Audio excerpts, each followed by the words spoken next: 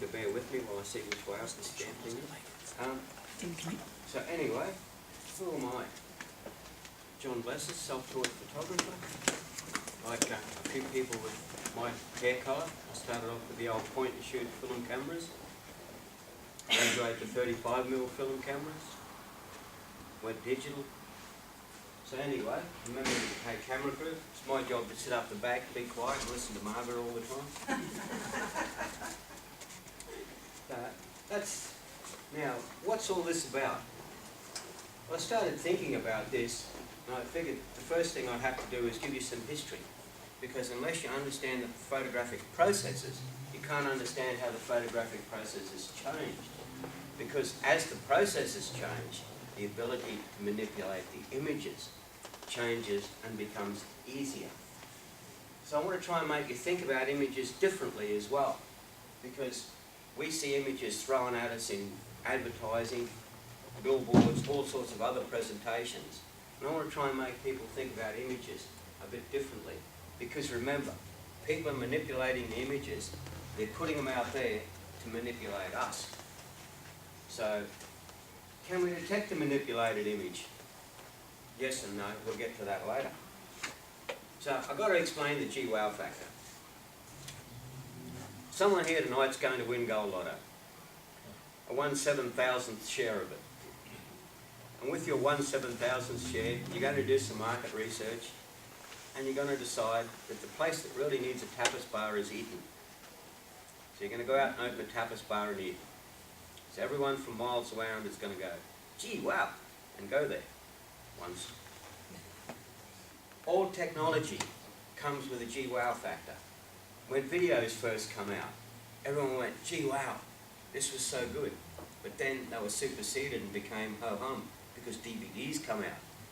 Wow. And then Blu-rays.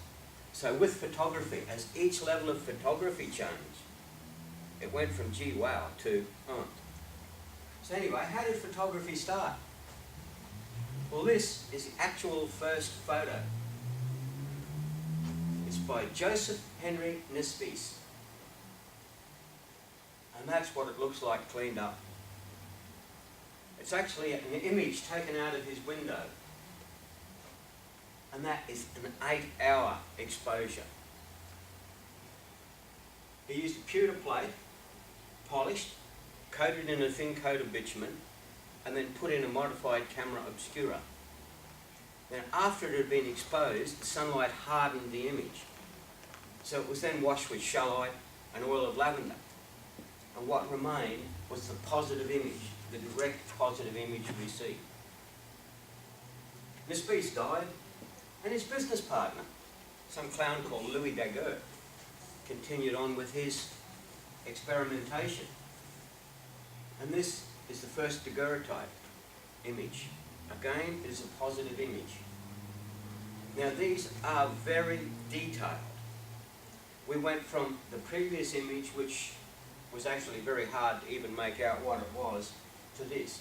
Exposure times have come down. We're now talking only 10 minutes. We're talking about the cameras now being able to be carted around.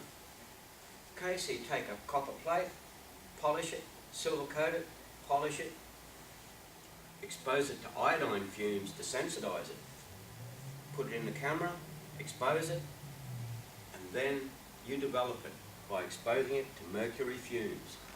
Now you know the expression as mad as a hatter. That's because they used mercury in the making of hats, and the hatters went mad. This is direct mercury fumes to develop the images. And then of course you just wash them in hypo, bang, you've got an image that lasted almost forever. It was protected behind glass. Notice the difference in timing. We've come down from 500 minutes to 10 minutes. What we call ISO has improved. We're suddenly starting to get practical photography happening. People could have their images taken. They could have images of their loved ones taken. If you were possibly an aspiring politician, you would get your image taken. This guy thought he might go somewhere, so he got his image taken.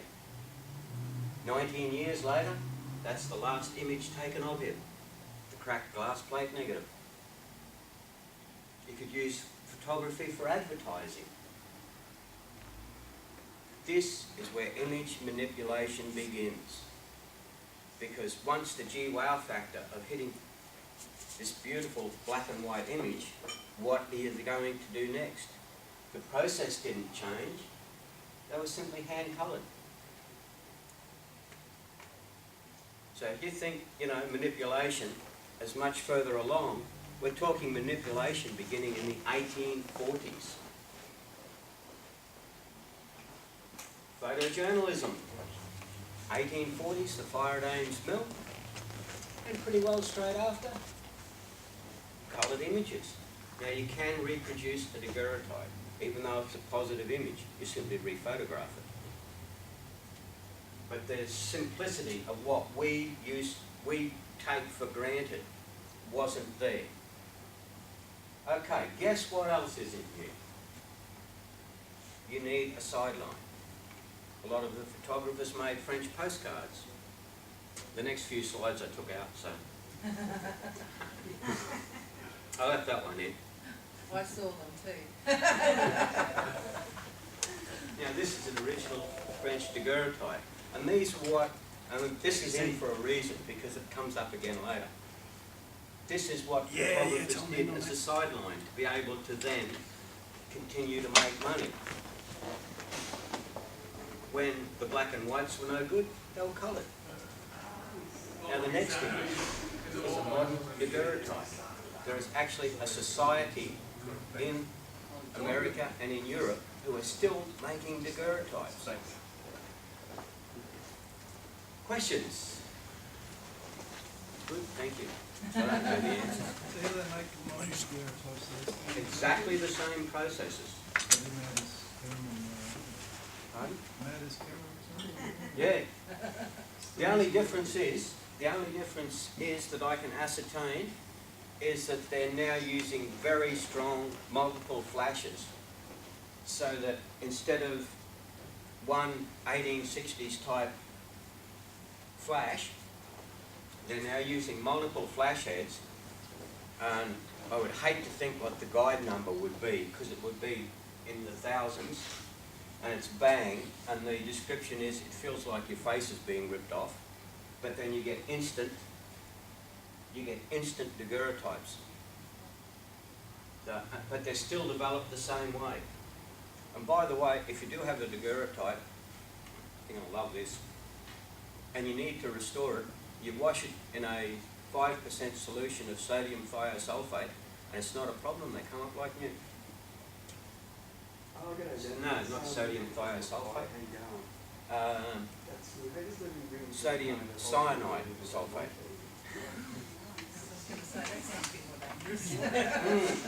Okay. All these images were positive images. There's the big positive world out there. It goes through the camera lens, and it's recorded upon the medium which it is displayed on. Those of us that started with film cameras can then think in terms of negatives. It's reversed. Think again that we're now using digital, and digital has come back to being a positive. There were other types of photography came about, but I'm not even going to bother going into them. But it was to get you the history, to see how hard it was to change things in the beginning. Because the major thing is the change went to negatives. Mainly glass plate negatives, and as soon as that occurred, the ability to manipulate images happened, but even more importantly, the ability to mass reproduce images. So much for history. What's this all about? Well, I'll hit you with a definition to start with. The manipulation of an image is the application of image editing techniques to a photograph in order to create an illusion or deception, in contrast to mere enhancement or correction. And that can be analog or digital. But when I put that in, I also got a second definition came up. And the major one is number 2. To control or influence someone or something, cleverly, skillfully, or deviously. We keep running on. Here's the first image to look at. Now, for those of you who recognise him, that's Ulysses S. Grant, Commanding General of the Union Forces of the United States of America, 1863, later President of the United States of America. And that was one of the publicity photographs of him that went around, was used everywhere, and why not? Unfortunately, that's the three photographs that it was made from. Now, we're talking glass plate negatives here, and as you can see, that's a damaged plate. But they were then able to print onto paper, and then by adjusting the distance of the enlarger to get the correct proportions, they then do cutouts to then merge the images and rephotograph them, which then gave a glass plate negative, enabling that to be reproduced everywhere. I have a shocking throat, so I'll have to be doing that a bit. Now, photographers were now into using negatives because ISO had improved. Wow! Instant images could now be taken using a flash. This is an 1860 Speedlight. Now, on the image there, and I used this one, I actually had some old images that I found, but this is just a tray like this, which is filled with magnesium powder and fired using a striker, like on a cigarette lighter. And you can see that not only is the magnesium powder burning upwards, it's spilling over and downwards. And man, that would have been hot. And from that one can understand why when one sees the images, all the old photographers, they're all wearing hats. I like them. We'll jump through that. Now, this is where we begin art photography. The next guy, the two ways of life. This is a massive photograph. This is 800 by 400 mil by Oscar Rhinelander. And he's taken to be the father of art photography. He's the guy who pushed the limits in the beginning. Now, it's an allegorical work. It tells a moral story. When you go back and look at the image, on one side is good, on the other side is the lower way of life. Good and fun. I'm with you, baby. Now, how this was done. Rhinelander got together all his glass plate negatives, got the enlarger, and by changing the height of the enlarger, he was able to change the size of the projected image. He projected them onto the mask first and drew the image in. And when he finally got all 32 negatives aligned onto the image, he then started cutting out the mask and exposing through the mask, and then covering it up again, and taking the next part off and exposing that bit. So he exposed each sheet of photo paper individually 32 times, and then developed the thing in one go. Now, I alluded earlier to the nice nudes that the photographers use for bread and butter. And of course, Rhinelander would also have taken those images. So, because of that, it was termed indecent because of the class of people he used in the image. Sort of changed when Queen Victoria bought one for Prince Albert for a whole 10 guineas. 10 guineas. £10, 10 shillings, $21.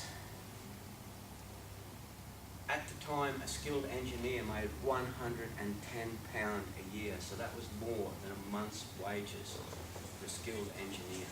It goes to show what photography was worth at the time. Here's a couple of the negatives. This one here, if you have a look, you can actually see that it's written correctly there, but reversed. And that is the plate that was used in the image. And this girl appears in the image a couple of times. There she is there, and over there, and there is the other image there. And you can see how they were faded in and out. Now, Rhinelander also did other work. This is street urchins tossing chestnuts. But hang on, we were just talking about what was the ISO we were dealing with. So the chestnut couldn't have been up there in the air. So that one was a very simple one. The chestnut was hanging on a piece of thread, which was then wiped off the negative for the print. This is an overprint of several exposures. Hard Times, inspired by Charlie Dickens. There's his daughter, which is what he's thinking of. Very dark to see, but you can actually see on the screen his wife is imprinted here and is standing there with her hand on his head. And there's the original image. It's amazing what you can find. His work was so well regarded that Charles Darwin used him to illustrate part of one of his major studies. Henry Peach Robinson died from the long-term effects of the photographic chemicals, as I was talking about earlier. He actually kept a diary, and in the diary, his descent into madness was recorded. He actually recorded it. But he also is very well regarded in history with respect to his images. This one here, fading away, is actually like 5 or 6 prints. And it's, the images were printed, cut out and overlaid, rephotographed to get a negative, because we're still dealing with glass plate negatives. And then from there, once you have a negative, his process allowed his images to be mass produced, whereas what Rhinelander did, it was very limited because of the sheer intense work involved. Now, this was controversial also because it was deemed inappropriate that a photographer could do that. An artist could do it because that was art. But a photographer, it was deemed intrusive. Now, Robinson actually was a good artist. At 21, he had pictures exhibited in the Royal Academy. So to get there, you had to be good. And Ben will love this, because he basically believed photography was simply another form of art. So all that he was doing was expressing that. And this is his work that I like the best. It's a cut and paste of 5 only. When a day's work is done, I think it's brilliant. If I could take a photograph that well, I'd be happy. Now, questions to here? John, what was the mass production you were talking about that he did? Was it still He was photographic able prints? to- He was able to sell far more prints of his work, because once he had a glass plate negative, you know, it could just be then framed, put in his studio and sold on. So he was still making photographic prints? Yes. Yeah. Whereas with Oscar Rhinelander, for instance, you had to commission something like The 2 Ways of Life because of the sheer time involved to set up and print that image. Through the questions slide in, because I thought it would be easier to ask you as we go, because otherwise what's going to happen, we're going to get to the end and everyone's going to go, yeah, I had a question, but he didn't stop quick enough. Greta Stern, art photographer. Now her work is different. She was working with large format celluloid negatives, cutting the negatives fitting them together and printing directly off those negatives. And for anyone who has ever worked with darkroom stuff, which I haven't, but for anyone who's ever worked with darkroom stuff, when you say it's cut and fitted negatives, they go like, wow, because it's so hard. The giveaway is you get very hard edges in some places. And as you can see by the lamp base, and that's from the early 40s. I had trouble, I must apologise for the quality of some of the images that I used because I tried to get the best images I could. And sometimes it was almost impossible to date an image. This is some more of her work. The one with the little child. The child is taken to be soft, part of nature, part of a flower, something nice. The top image up here represents people who are unhappy with some part of their body. They're ashamed of something. And yet by the same token, she's saying that people are beautiful. And of course, a woman's work is never done. And the thing is with these, you have to consider the fact she had to get, because she was working directly with negatives, she had to get the negative, the correct size to work with straight off. And if a woman's work is done, she can go out and have fun.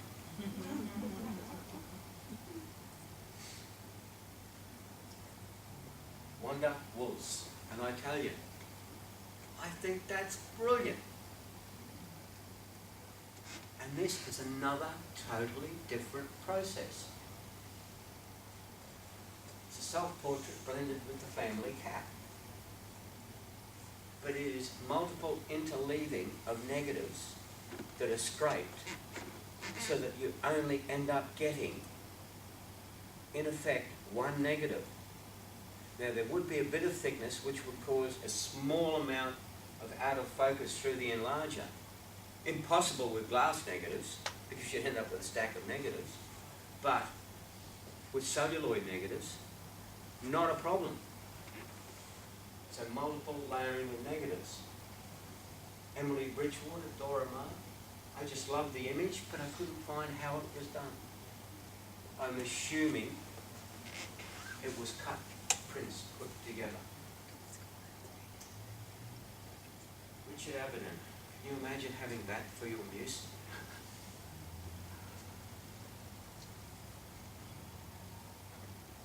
One of his works. I couldn't get information on that image.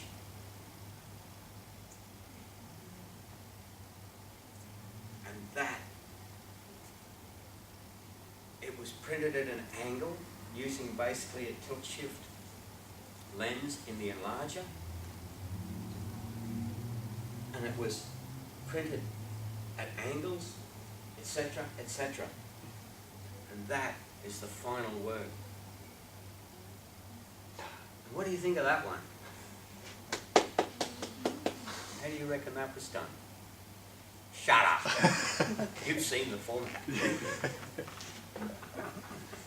It is not a manipulated image. And the reason it's in there is to show you what people could do without manipulating an image. Room for the wet cats. Because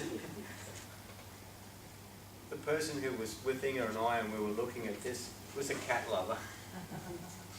And then they realised that for the number of takes, someone had to hold a wet cat and throw it out there into the bucket of water.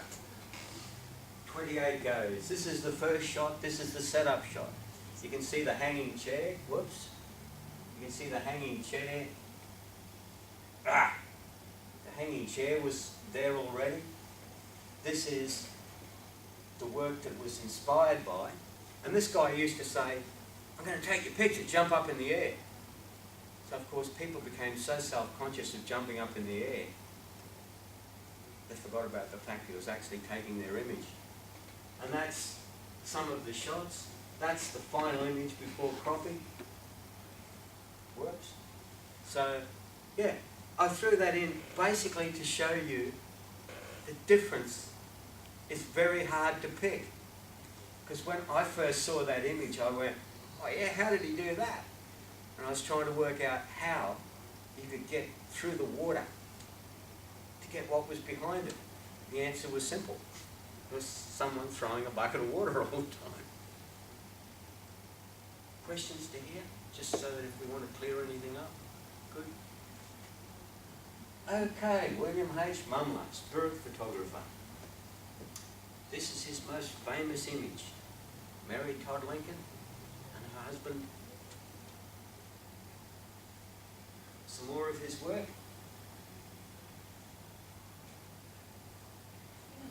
Just go back.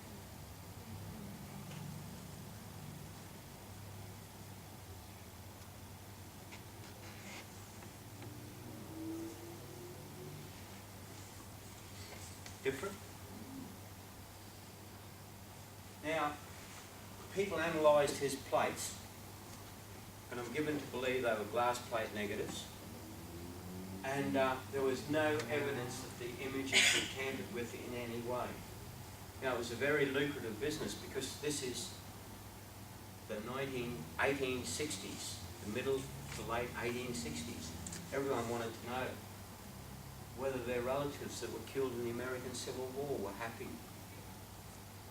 whether they had gone to the other side, whether they were in the good place or the bad place, etc., etc.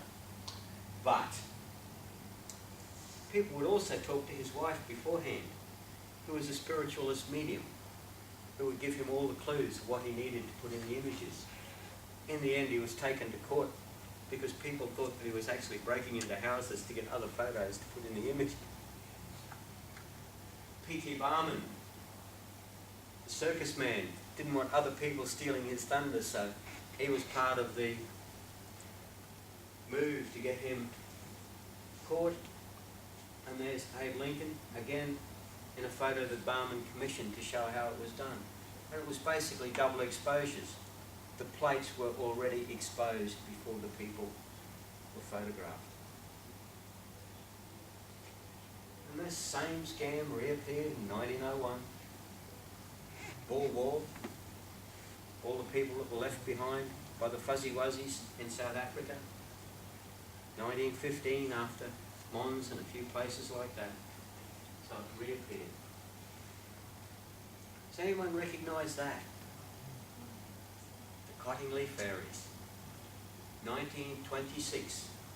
These two girls were playing in the back garden and the fairies come out to play.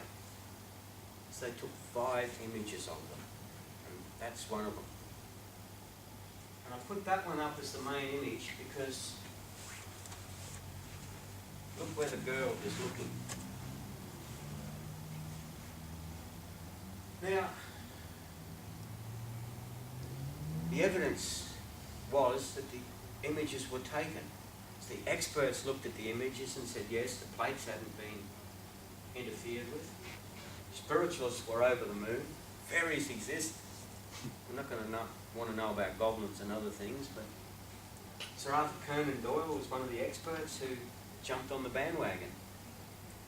But, however, they found the book that the fairies were cut out of. Not the exact book, but another copy of it. And it was actually in Queen Victoria's gear that someone was going through. So, I think that's all I need to say with that. There's 4 of the 5 images. Now these were fakes, but they also manipulated public opinion. They manipulated people's thinking. So there's the change again.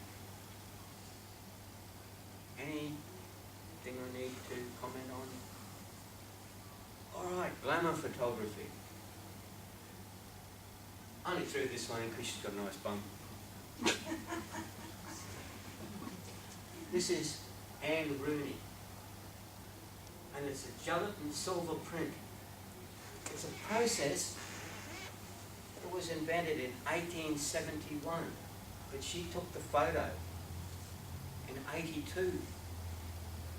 using a process 90 years old and then hand coloured it. So it's a different manipulation of an image. But what it has done is, if you look Anne Rooney up and look at this image online, it is spectacular. And it's hand coloured. So it's a manipulated image, but it's manipulated to improve it, and it's manipulated as art. So I'm trying to give different perspectives on different things that happen. This here is a proof shot. Now, we think what can and can't be done in Photoshop. We've got to remember, this is a printed image, and you can see that they've put on there what changes they'd like to make. And that is what went out to the person.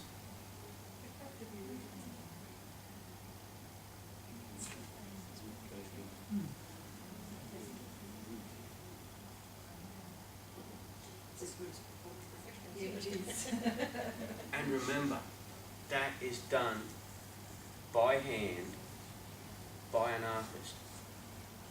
Here's another one. When I first saw this, I thought, that's that check out of one of the John Wayne movies. But I can't think of the movie now. Rio Bravo. And this is what was done to the image afterwards. Waste in, all the wrinkles in the coat taken out. And you've got to remember, this is all done by hand.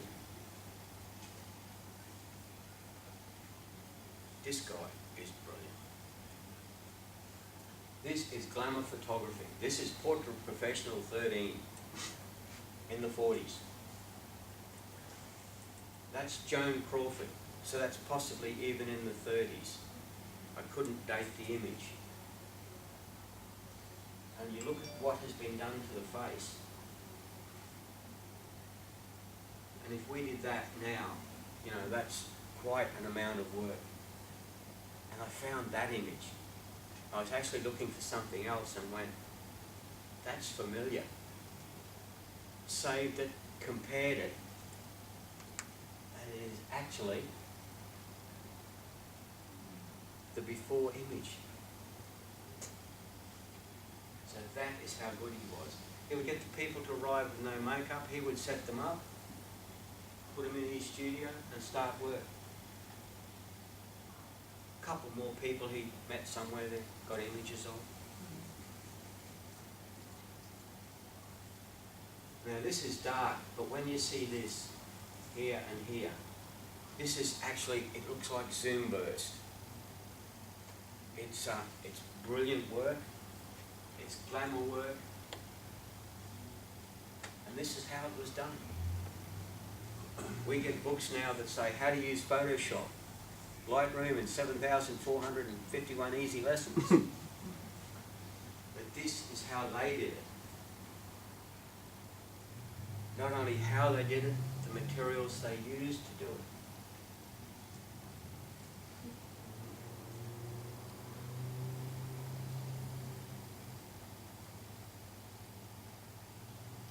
So they're actually literally painted over the photo. Is that how they would? Both on the photo and the negative. So on the negative. So and then they're using the enlarger through the negative. Yeah. Wow. Yeah. See, by darkening out the negative, you bring the white up, and then on the print, you darken the print. Because it was easier to lighten by darkening the negative, and then darken by painting onto the print. So it's a two-part process. What size negative were they using, do you know? Probably 3x3, 3x4. That would have been large format. Celluloid, Yep. of course. Yep. But yeah, it was, that was only about half the book that I could find. Political manipulation. I love politics. And no self-respecting dictator should have his photo taken with his horse handler in it.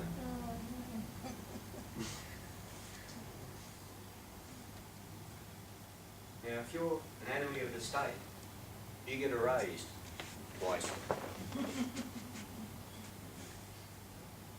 And Stalin was famous for it. The number of, if you go and type in photos Stalin people removed, you'll get a big list. Now, this is where I need assistance from a naked from a volunteer from the audience. Photoshop arrived. 1988, Thomas and John Knoll took their presentation to some bunch called Adobe Systems. Now there were no limits. And this is the first photoshopped image. Can I get you to come and do that?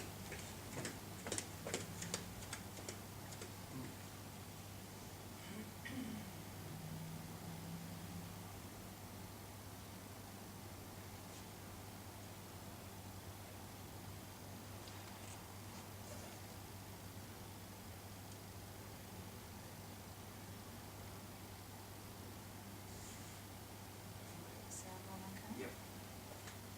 Now, I have to apologise for this because it took me about 8 This is goes. John Noel, and I I'm finally one of the got original developers of Photoshop. I'm going to give you a glimpse into the past. I'm going to do a demo of a very early version of Photoshop.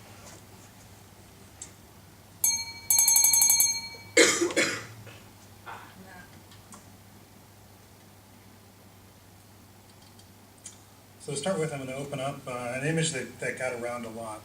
This is a tourist picture I took of my wife when we were on a vacation in Tahiti. This is from Bora Bora. I used this image for doing a lot of the demonstrations, including the first demonstrations that I did at Adobe Systems. So I have opened a 24-bit image. We're looking at it on an 8-bit display. You can still manipulate the 24-bit image.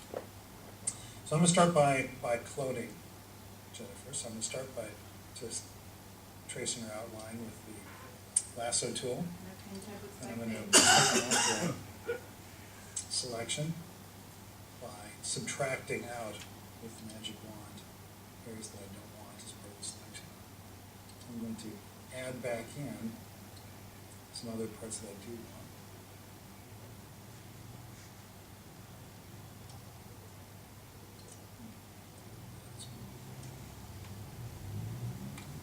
Copy, paste,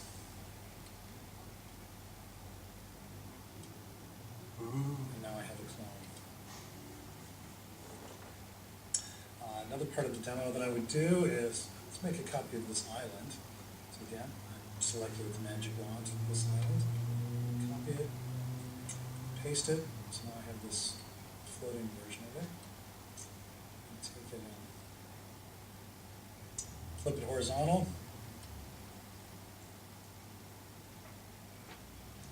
Let's make it a bit smaller.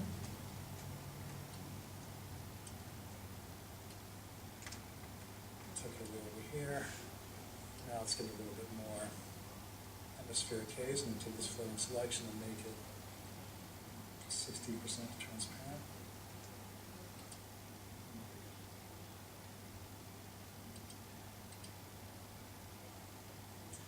Duplicate island. And that was 1988. That's the end of the video that I used. Too hot. Actually, a while back, someone said, you know, can we go back and redo that? His wife said, no.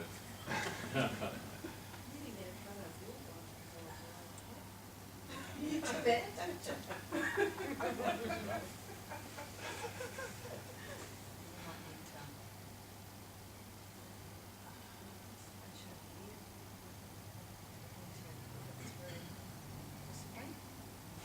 Yes, we're in business. Thank you, Margaret.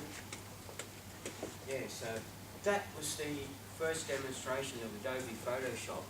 And as you can see from then, it was pretty well sorted. And that's 1988. We'll jump questions. Unless someone said something. No? Okay, back to Photoshop political manipulation. Clive. Everyone loves Clive. And this next one is the one that everyone got shoved through their letterbox. This is the, Now, when someone had a shot at Clive about the image being manipulated, he was able to point out that it was probably caused by the camera angle, because the image was taken from above, and that made him then look slimmer. That's a different camera angle too, wide angle. And the Courier Mail loved Clive. They've put manipulated images of Clive. Today had, Lambo, the Senator Landry, or whatever her name is. This next one is a bit of a funny. Just appealed to my really warped sense of humour. This is a textbook in England. The Life of Islamabad Kingdom Brunel. He's an engineer responsible for the Great Western Railway, steamship the Great Eastern. His father was the guy who invented the building of subway tunnels. Now, there's the original photo, taken the day of the launching of the Great Eastern. And of all the images I find that day, in most of them, Brunel has got a cigar hanging out his mouth. So we have 2,000 politically correct textbooks. However, the Poms minted 32 million politically incorrect coins. So it goes to show that a manipulated image put on a textbook, how many people are going to see the textbook? 32 million coins in circulation. Everyone's going to see one of them at some stage. Nothing on them? Great. Journalism images. Who knows that image?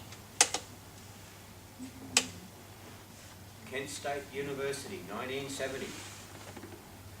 3 days of disturbances culminated in the American Civil Guard opening fire on unarmed students. Several were killed. That guy there, that's blood, shot in the head, dead. And that is a very famous and powerful image in journalism. However, some unknown photo editor didn't like the original image and altered it. Now, the altered image has gone into history and is being used as much as the unaltered image. See the post?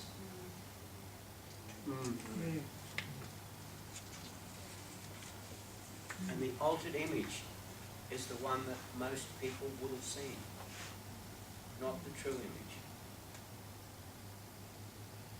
Whoops, wrong button. Now, part of the ethos for photojournalists is to avoid stereotyping individuals and groups. O.J. Simpson, these two magazines were weekly news magazines, so they would have been on display in the newsagent, side by side, at the same time. So when Time was questioned about it, they said it was probably caused by correcting the white balance.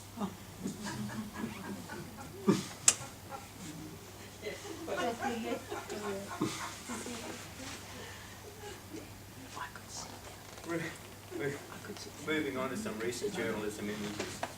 Now, there's codes of ethics and standards on all their reporting that are supposed to be adhered to.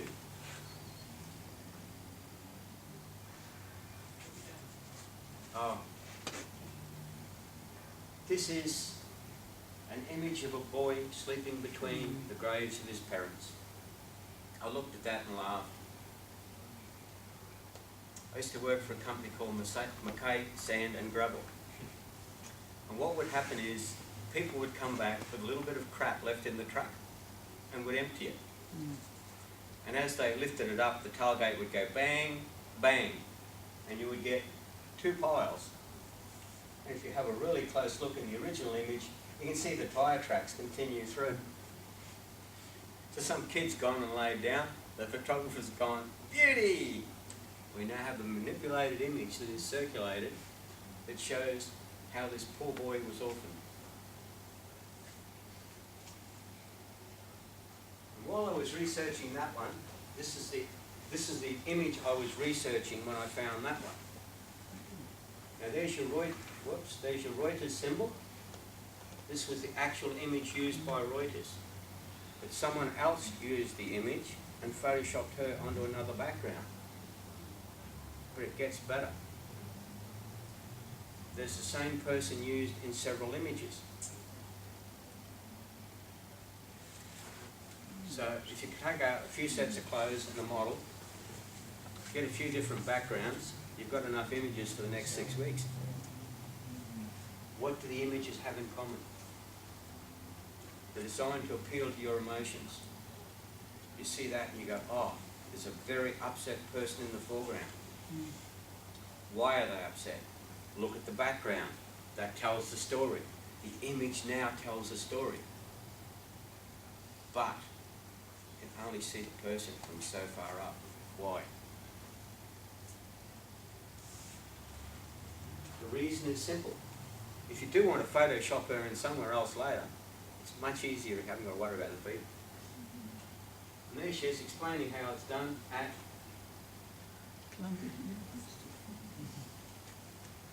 and that's how simple it is. That's Austria's leading daily newspaper. And that is their front page, and there is the original image. And again, why I stress with that other one, you can't see the feet. So you don't have to worry about where you put the people. Code of ethics. Editing should maintain the integrity of the photographic image's content. I think this guy needs some Photoshop lessons. You can see that that is splotched and lumpy. If you have a look at the town, it's suddenly become far more crowded. So when you go into the image and start looking, that building appears 5 times in the image. Someone has taken the one photo, photoshopped stuff around, and been lazy. Instead of going, I'll take the bottom half of that building and put the top half of that building, and just going, yeah, she'll be sweet. But because of that, when you see that image, it looks like there's been far more destruction inside a town. So that's a manipulated image, meant to manipulate what you think has happened. Brian Wolski got into trouble for this. As you can see, he took 2 perfectly good images, but made a far more dramatic image out of it.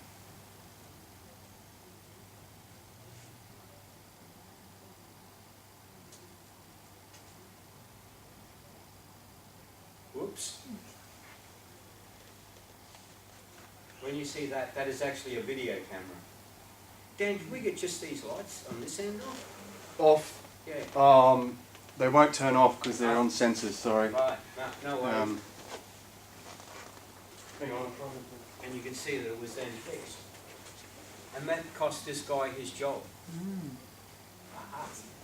Better? Yeah. Should have thought of that earlier. Yeah. Okay. This is the last one from the Arab world. Now think about the emotional content of this image. A child owned that toy. So how come the toy is there? What happened to the child? Is the child safe, injured, alive, dead? Has the child been fed? The whole context, that is a brilliant image. Ignore the guy there with the AK-47. Simply concentrate on the toy.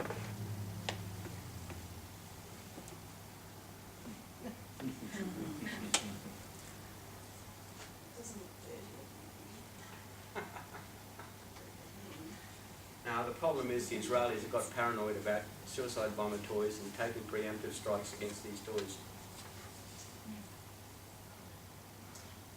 Now this is an Australian image. Unfortunately, I remembered the image, but I could not find it anywhere. And in the end, I got to thank Earl Bridger from Griffith University. Earl was able to drag this out of his files and could only give me a black and white copy.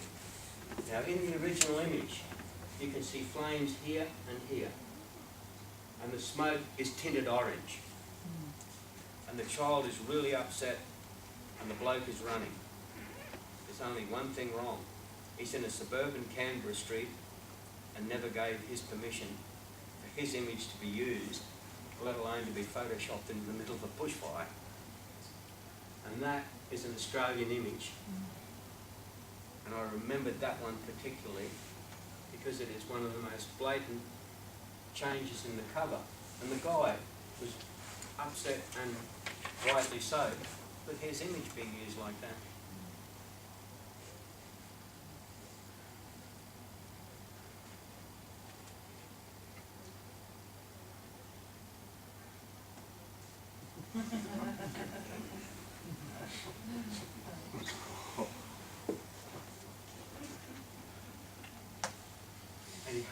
Any other comments or questions or worries?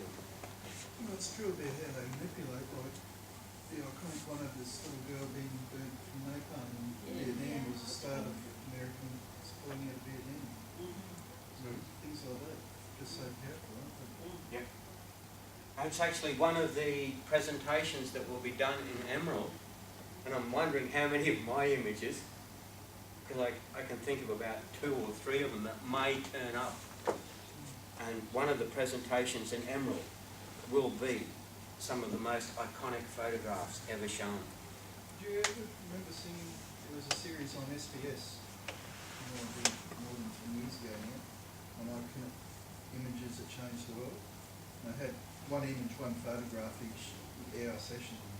That was very, very good show. Dean Saffron a couple of years ago at PSQ in Suffolk Centre. Remember that one of the little boy in the vultures? Yes, yes. Manipulated images and photo competitions of particular interest to me. I'm not going to give anyone my secrets. National Geographic Sure Shot Competition. Now this was a simple, you send in a picture and people say whether they like it. And everyone loved this image. One thing wrong. The Blue Angels never ever flew over his house. This was entered into the 2008 National Geographic's photo contest. Brilliant image. But the reflections are supposed to go that way. So it had to be withdrawn. This is very dull. I must apologise. The Dan's lighting.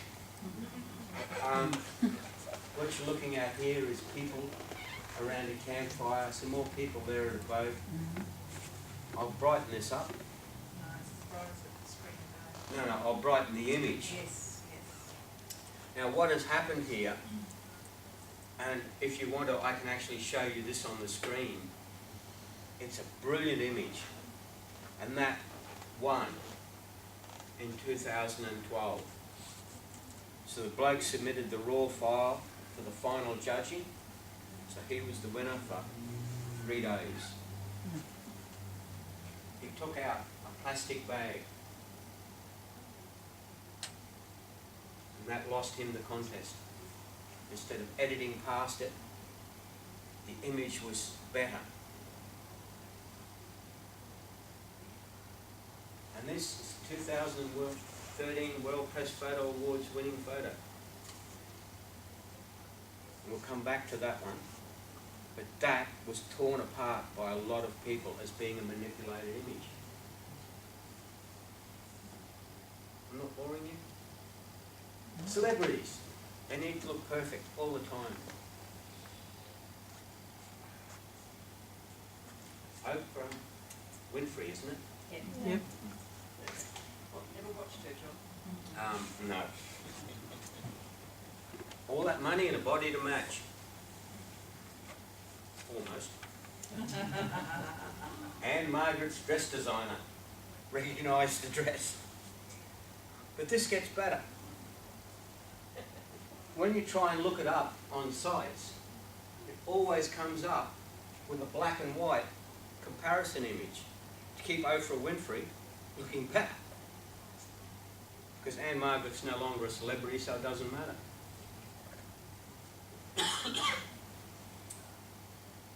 Has anyone seen this one? Miranda Kerr.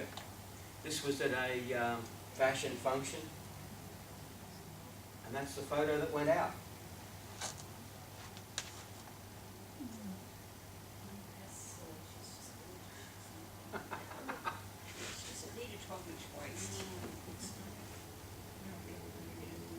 Now that was positive manipulation of images.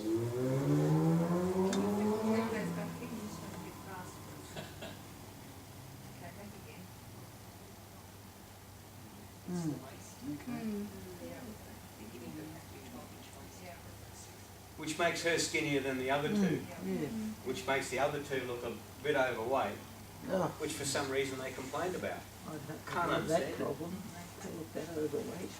Yeah, as I said, that was positive manipulation. People were manipulating the images for a positive image. Negative manipulation occurs also. 1911, the day of 1911. Oh, yes. And George W., of course, Slow down, Miss Turner. was always regarded as being a bright intellectual. Books upside down. That's the original image. Really? Goodness.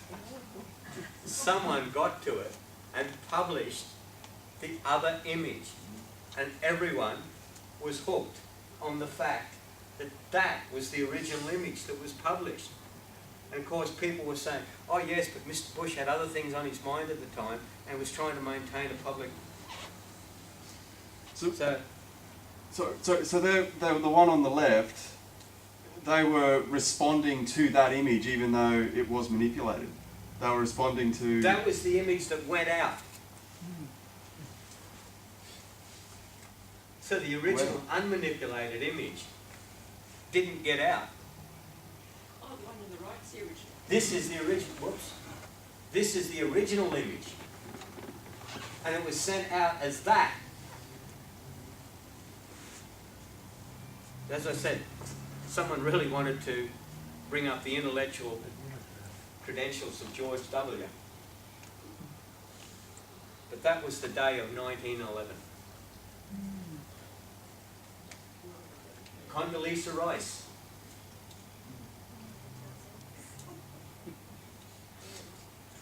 I couldn't find the original image as much as I tried, so I found one as close as I could, so that you could see the difference. Strangely enough, after a small high-level protest, the image was pulled, but it had already been copied, so it stayed in existence. That was USA Today magazine. It's a newspaper for Americans to go overseas that contains no overseas news.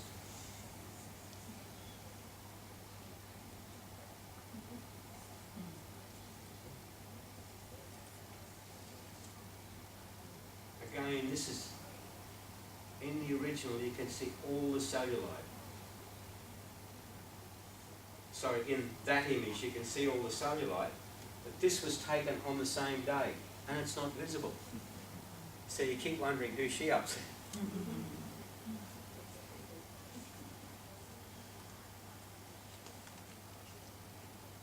This was put in for Ben.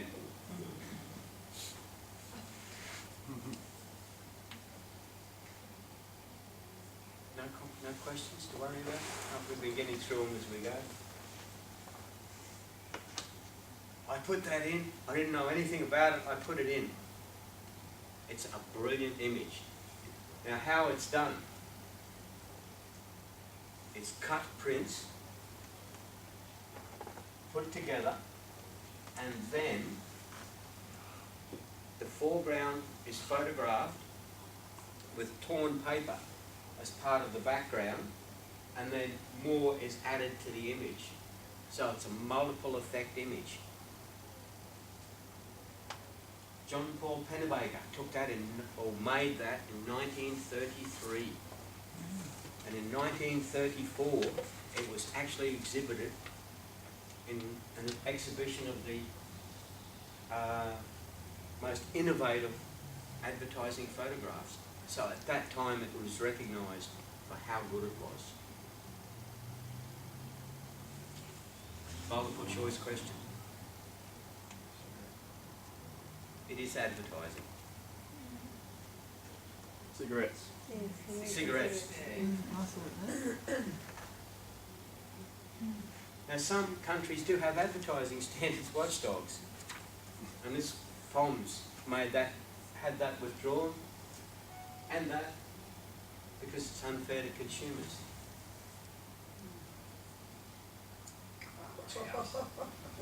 Now I don't know about everyone else out there, but that does precisely nothing for this little black duck. No. And I'll run through this in not as much detail as I would originally, just to give you an idea of the method and thought process behind manipulated images.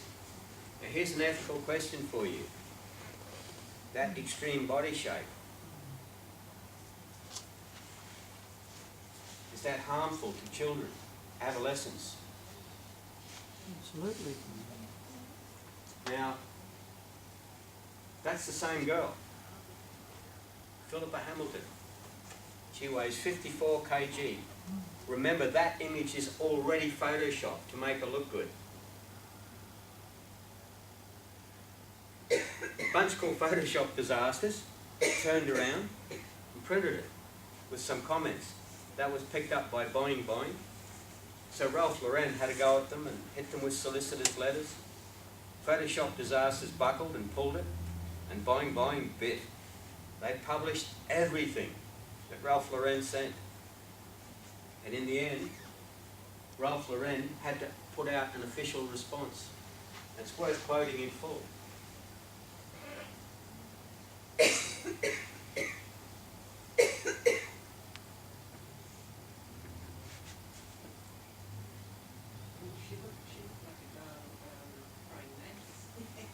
And on the surface, you would have to agree that that is a equitable comment.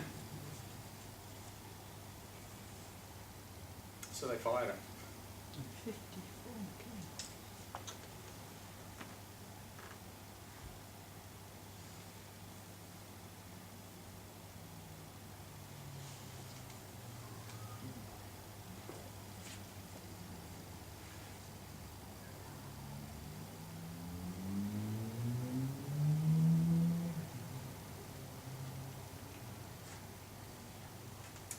That last one was to show how the companies have the power to do what they like and manipulate what they like.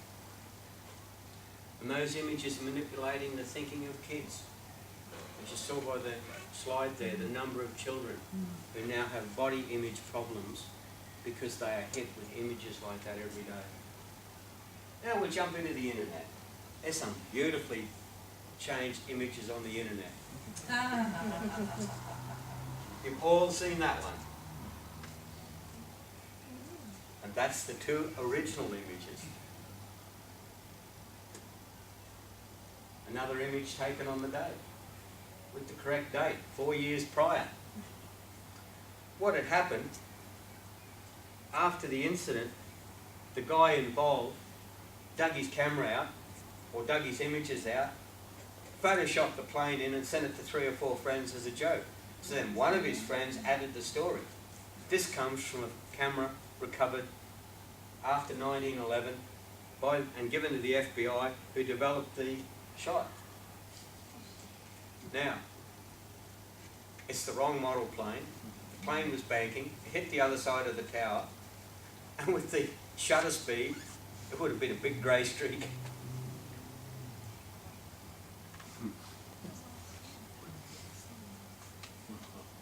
The stomach wall muscle is too thick for that to show, but it's a brilliant image.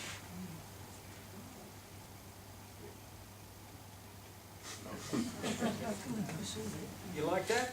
I like this one better.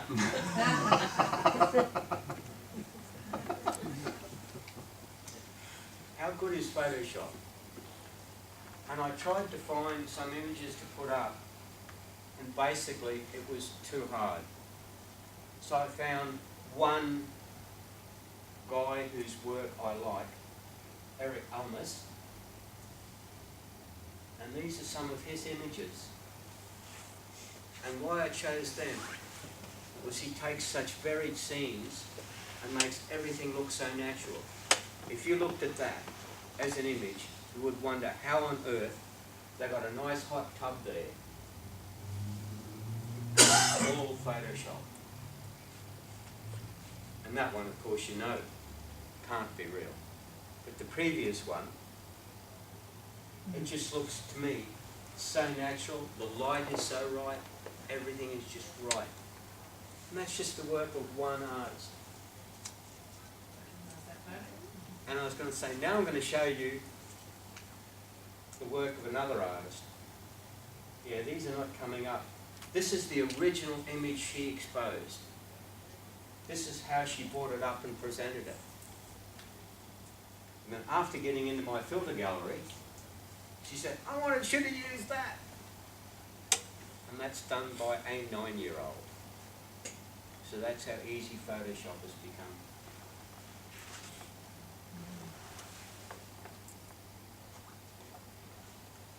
Can we detect altered images? And I know it sounds silly, but the easiest way is the internet. If someone publishes the original image and someone publishes an altered image, at some stage, someone will see both, put it on a blog, put it on Facebook, Twitter, whatever, and the change will be picked up by the public. I had this argument with the State Library actually over one of the sugar mills. Mm. It was in one of the old photographs taken by Brandon, Henry Brandon, who finding a sugar mill, which was one of the first ones in Kai. And they had in his album, Finding a Sugar Mill in Kai. He said, no, it's not.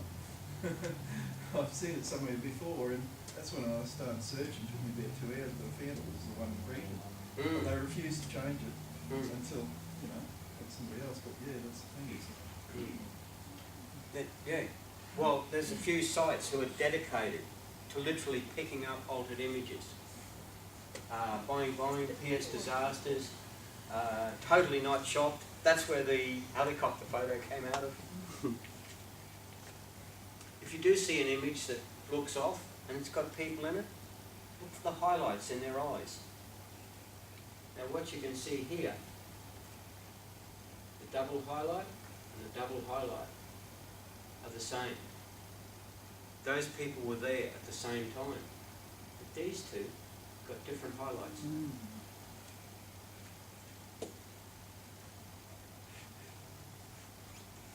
Now this is a bit complex. And that's another one of the most famous images in history. Buzz Aldrin, as taken by Neil Armstrong. And there's Armstrong's self-portrait. What they're saying is, for every point on the ground where there's a shadow, it was generated from somewhere on an object. So they just take the shadow, draw a couple of lines out. Somewhere in that cone is the point light source.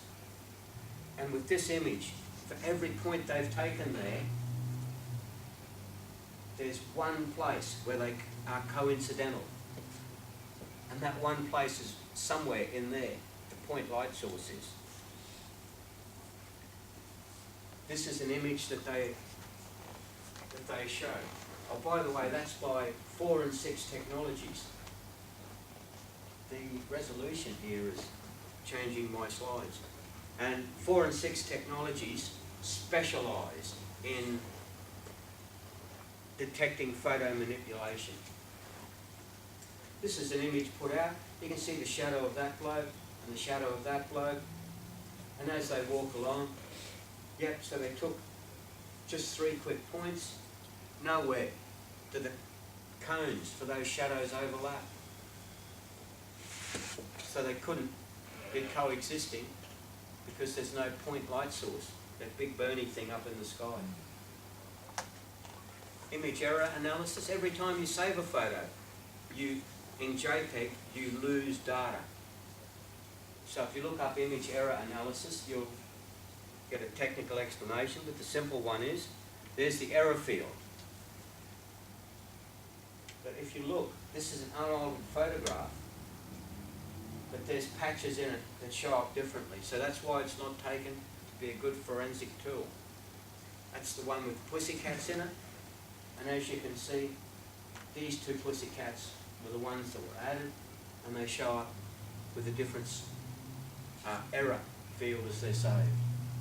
Back to this one. Here's the actual analysis by 4 and 6 Technologies. The XMP analysis, the metadata, that the file was adjusted in Photoshop. Because once the file is adjusted in Photoshop, you destroy the original trail of data. Error level analysis, which we just talked about. Not a good forensic tool, so it was ignored. The shadow analysis, failed. But hey, it's underwater. There's no point light source. The image was actually not manipulated. But it did cause so much controversy that it had to be checked out. Pattern repeat software, it exists. There's a plug-in for GIMP. I keep finding these little things on the net that says Adobe's going to give you this tool that if someone has used the clone tool, it will show up in the image. Can't find anything more than that though. It's a site called Is It True? And that's part of 4 and 6 Technologies. You send them the image, they send you back and say, yes, no, maybe. And that's an example of what they've done.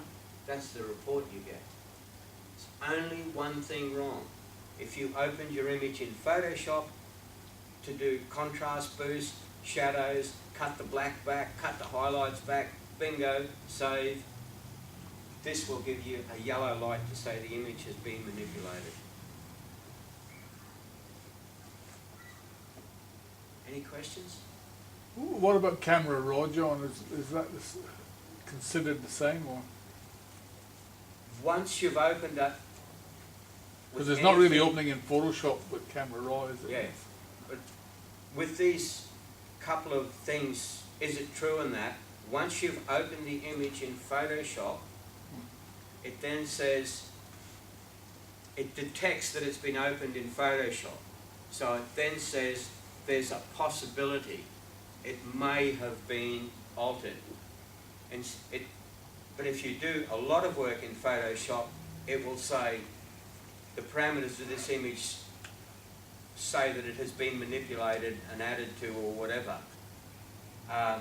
If you just send them, you take a photo on your phone, you send them the photo, back comes the photo, it's got a big green light and says this image has not been manipulated. But if you open it in Photoshop or anything like that, it can then come back to you and say, hang on, no, this image has been opened by an image editing program. I'm not sure how they do it. I mean, I had enough trouble getting my head around shadow analysis. Any other questions on that? In a photographic competition, do they check photographs for manipulation? It depends on the competition, of course. But like with that National Geographic's one, the images had to be basically unaltered except for standard enhancing. And that's why the guy lost. He had won the competition for 3 days until it came back and said, hey, hang on, you have removed an item here. If he'd have cropped it, the manipulation that he did was acceptable, you know, which was contrast, sharpening, whatever. But because he cloned the bag out, he lost that contest. But see, as I say, it's the rules in the contest. That's only visible from the digital file, isn't it? What happens is, with something of that level, once you get up into the top piece, they will then request the original raw file. And the metadata has to come with it to say that it's unaltered.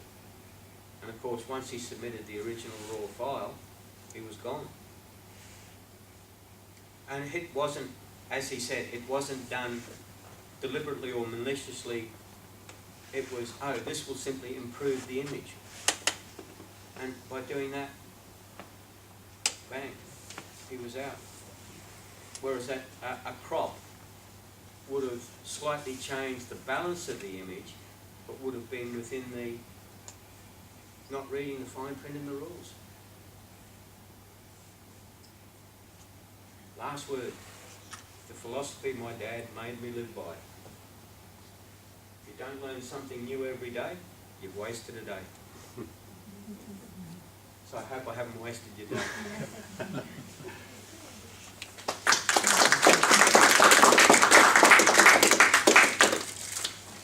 Thanks for that, John. Look, I'm sure we might just take a short break, just to toilets out there if you need to go to the toilet. Have a cup of coffee, tea, there's some biscuits out in the kitchen and that as well. And I'll let Margaret get set up, and Margaret's going to do her presentation on the change in judging and photo judging with PSQ and other changes how judges are looking at photos these days as well. I overran by 20 minutes, so there's going to be a lot of chopping there. And I'm sure that John would appreciate any feedback as well. If you want to give him any feedback, just Just trying to watch eyes to see where I lost you. So, what really amazed me was how early the manipulation started. Like, I sort of didn't realise that it was 33. Yeah, like way back, almost at the beginning. That's just amazing. Yeah, basically wants to change from daguerreotypes, tintypes, ferrotypes to a negative. That's when Once you had a negative, that you could print paper prints. Can you give me abs? Need abs. Take your shirt off. I'll give you that. Got to get through the forest.